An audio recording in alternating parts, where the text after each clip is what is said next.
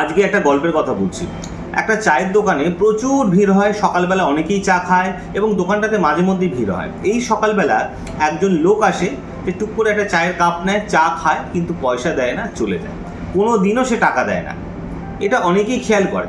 একদিন একটা ভদ্রলোক খেয়াল করলো এবং মালিককে গিয়ে বললো, আপনি কি জানেন যে এই লোকটা রোজই আসে, রোজই আপনার দোকানে চা খায়, কিন্তু একদিনও পয়সা দেয় না? আপনি কি কখনো খেয়াল করেছেন? মালিক খুব হাসলেন এবং তাকে বললেন, হ্যাঁ আমি জানি তো, অনেক দিন ধরেই এরকমভাবে চা খায় কিন্তু পয়সা দেয় না।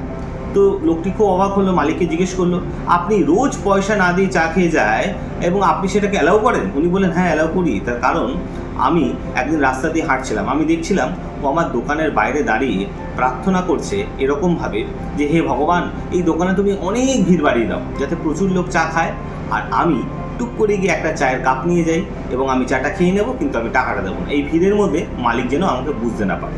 তাই ওর প্রার্থনায় আমার দোকানে হয়তো অনেক লোককে বাড়িয়ে দেয়। সেই জন্য ও যেহেতু রোজ প্রার্থনা করে যে আমার দোকানে অনেক ভিড় বাড়ুক, তাই ওর প্রার্থনার জন্যই হয়তো আমার দোকানে ভিড় বাড়ে। তাই আমি ওই এক কাপ চা ওকে রোজ ফ্রিতেই খাওয়াতে পারি। আমার জন্য কজন এরকম প্রার্থনা করে? তাই কোনো কোনো প্রার্থনা আপনার জীবনে আমূল পরিবর্তন নিয়ে আসে। তাই আপনি আপনার জীবনে এমন কাউকে রাখুন যে আপনার জন্য সত্যিকারের প্রার্থনা করবে।